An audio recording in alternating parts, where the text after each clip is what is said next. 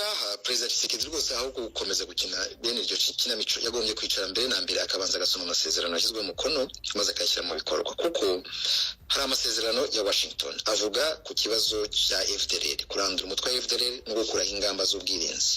Ibyo ngibyo byanaganiriwe ejo bundi Washington bemeranywa ko ku itariki ya mbere ukwakira ariyo tariki yo gutangira iyo CONOPS iminsi 90. Hanyuma ariko ku rundi ruhande hari ibiganiro bya Doha. Aho ngaho niho AFC na gatatu yicaye ikaba yicaranye na guverinoma ya Kongo mu kuganira.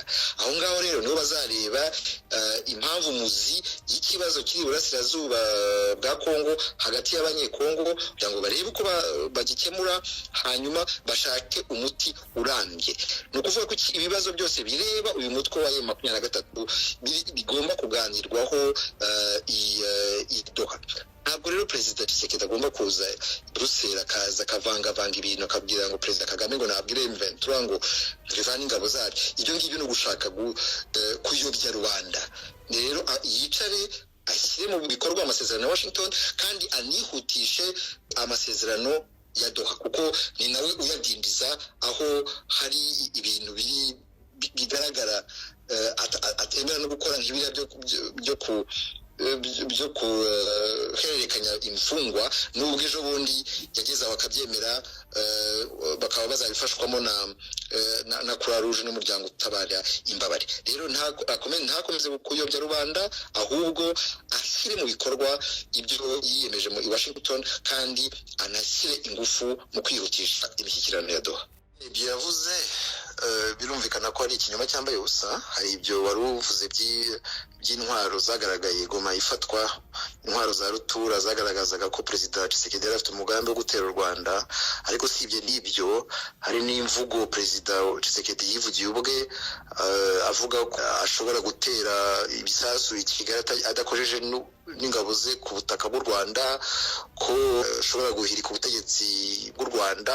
Ibyo akabivuga rwose muri mitingi za politiki, akayivuga ku maradiyo muri Kongo, ndetse no mu bikorwa akaba afatanya n'uyu mutwe wa genocide wa FDLR ufite umugambi wo guhirika ubutegetsi bwo mu Rwanda.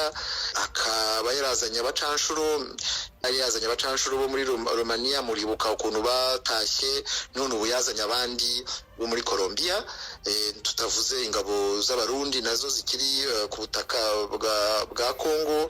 Hakaba ndetse na uyu mutwe wa Wazalendo urangwa n'imvugo z'urwango ndetse no guhotera abanyamurenge n'abandi banyekongo b'abatutsi. Ibyo byose bigaragaza umugambi wa perezida Tshisekedi wo guhungabanya umutekano w'u Rwanda, kuko hari ibyo yivugiramo we mu mvugo, muri radio, muri mitingi, hari ibikorwa hari gufatanya girana na FDLR, hari abacanshuro. Murumva ko ibikorwa bye byonyine bimunyomoza ku magambo yavuze ejo. ngira ngo rero muramwiyumvira Olivier Nduhungirehe, minisitiri w'ububanyi n'amahanga w'u Rwanda, akaba akomeje kugenda ashyira hanze amakosa akomeye cyane yakozwe na perezida Felix Antoine Tshisekedi Tshilombo mu ntambara imaze imyaka irenga 4 iri kubera mu burasirazuba bwa Repubulika Iharanira Demokarasi ya Kongo, aho M23 ihanganye n'abarwanyi be yaba FARDC, FDLR, Wazalendo, abacanshuro, abasoda b'abarundi, SADC yatashye ndetse n'abandi batandukanye bakomeje kugenda basimburana uko imyaka yagiye itaha. Nyuma rero yo kumva Olivier Nduhungirehe, reka twumve undi musesenguzi mu bya politiki, akaba ari umupolitisiye w'u Rwanda, akaba ari nta wundi ari Evode Uwizeyimana, wigeze kuba minisitiri mu gihugu cy'u Rwanda. Reka tumwumve rero, twumve icyo avuga kuri aya magambo ya Tshisekedi ndetse n'ibyatangajwe na Olivier Jean Patrick Nduhungirehe. Reka twumve ubwo yaganiraga na televiziyo y'u Rwanda. Ni ikindi kuko Maxime Prévost yabivuze yabaye categorique. Erega reba subtitle y'iki kiganiro cyawe. Munsi yanditse gute? Turiya tuntu dutoye. Ibikorwa n'amagambo bihurira he? Yego. Sibyo? Ibikorwa n'amagambo bihurira he? Byose ça se résume muri iriya phrase yawe. Icyo bivuze ubu dutegereje statement ni kimwe, none dutegereje des actions concrètes sur le terrain nkuko Maxime Prévost abivuga. Sibyo?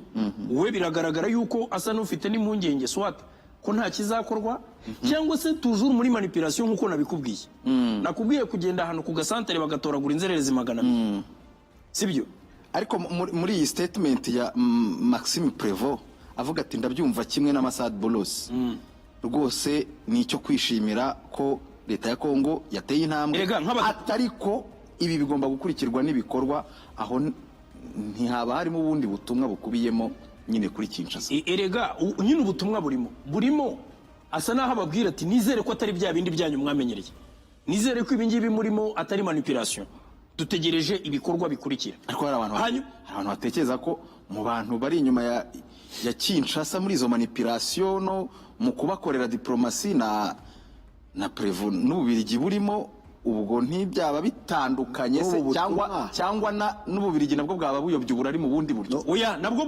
burayobya uburari mu bundi buryo kuko erega niba ushyigikiye umuntu hari ibintu bibiri kubogama no kuryama biratandukanye. Ushobora kuba ubogamiye ahantu ariko si ngombwa ngo uryame, ntago ari ngombwa.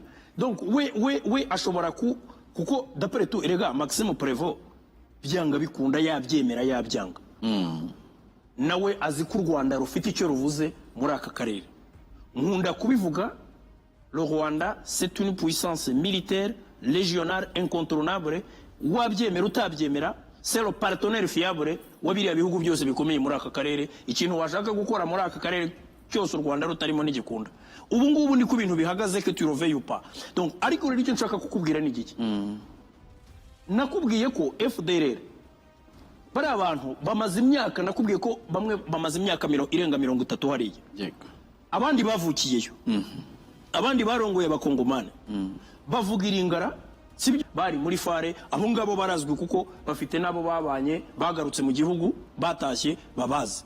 Ariko uyu munsi umuntu wavukiye hariya, reka dufate uwavutse bakigerayo we nyine yahunze atwite, uyu munsi afite imyaka 31 sibyo, 31 ngira ngo nkawe nawe niyo ufite ni hafi aho ngaho.